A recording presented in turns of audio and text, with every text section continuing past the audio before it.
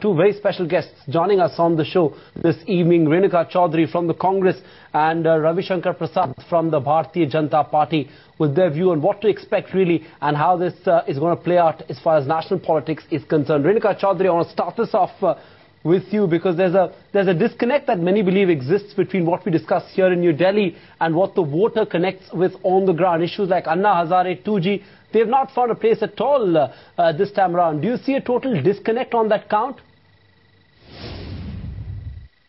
I think that is a rather stereotypical way of looking at situations. The Congress has dealt without being in power in UP in the past, UPA 1 and UPA 2.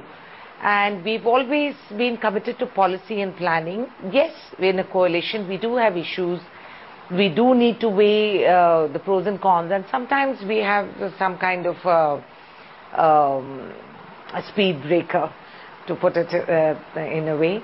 But that is about negotiation. That is about having talks, about convincing our allies and moving ahead. And if you look at what we've done in the past, we have done without UP, if you go to look at it.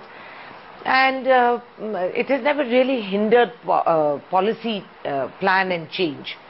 That is something that no one can accuse the Congress of, that we haven't been committed to this, that we haven't looked at any. Yes, if UP does come in, it would be a great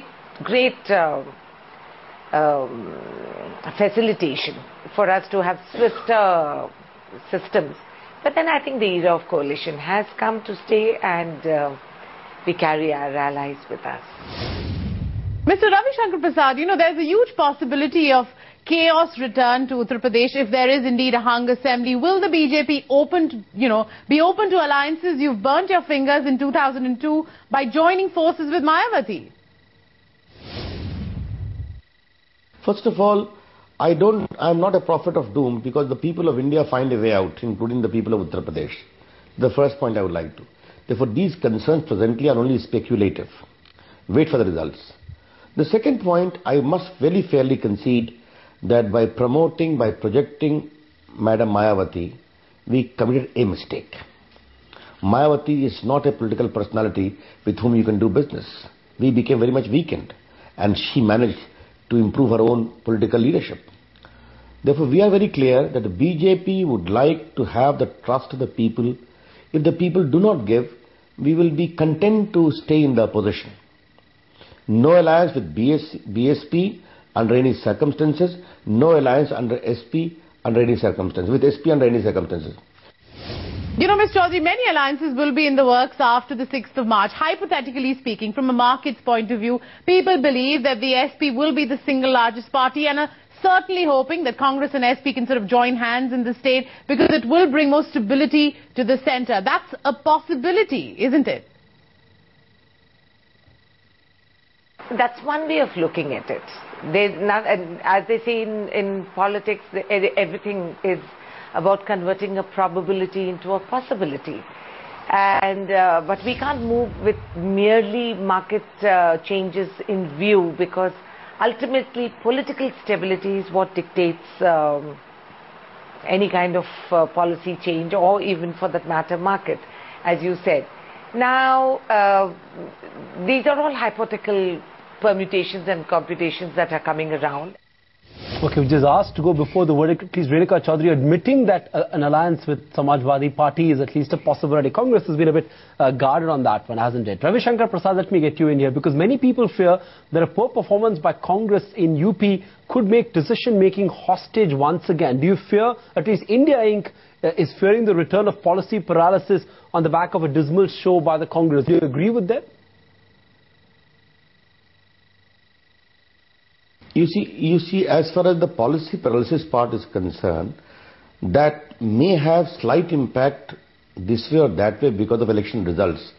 But this policy paralysis is basically referable to the lack of the authority of the Prime Minister. He is in office but not in authority. That's the first issue I'd like to flag. The second is a clear disconnect between 10 Janpath and 7 RCR as far as economic reform policy initiative is concerned. In 2009, he was re-elected. Yet what kind of new policy initiative have you seen? in the energy sector, in the coal sector, in the financial sector. Now, leave aside reaching out to the opposition. Even there is no unanimity within the UPA inter se, or even within the Congress inter se. So these problems will only get aggravated once the results are not very satisfactory. Ms. Renuka Chaudhary, the reason why SP is crucial is because there are presidential elections that are going to happen this year, besides key reforms like FDI and multi-brand retail, which have been stalled, and which is why people believe that Mulayam's 22 MPs could be very handy for the UPA.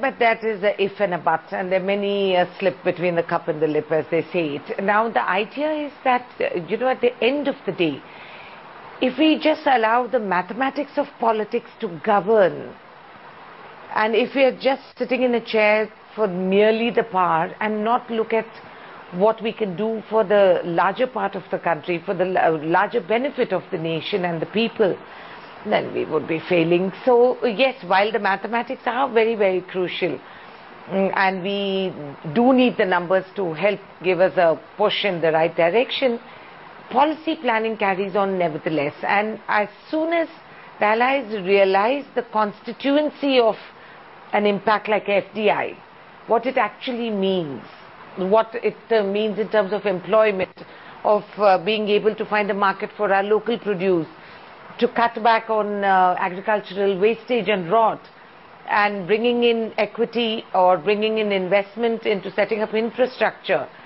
As soon as they have understood this, I'm sure they will, before politics and after politics, after the elections, there is a vision change that takes place.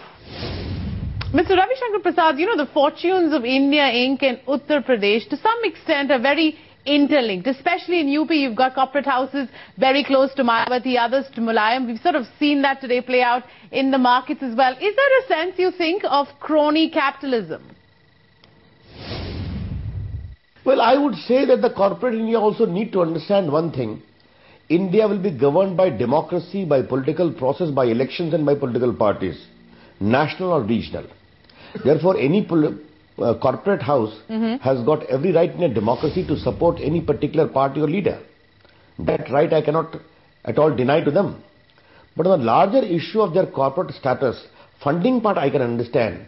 But being completely aligned in the brazen way with an element of quid pro quo, of getting contracts or rewards or getting or monopolizing all the businesses, I think those days are over.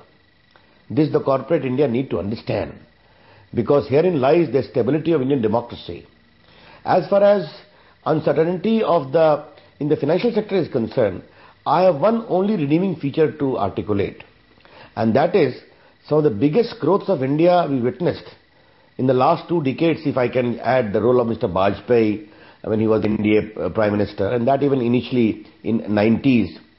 It was done only, India had a coalition government and not a very stable government, except if you can ignore the Vajpayee government of 1998 to 2004.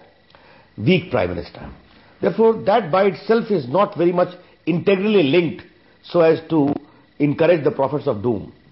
Being a chronic optimist, which I am, I think the people of the country will find a way out.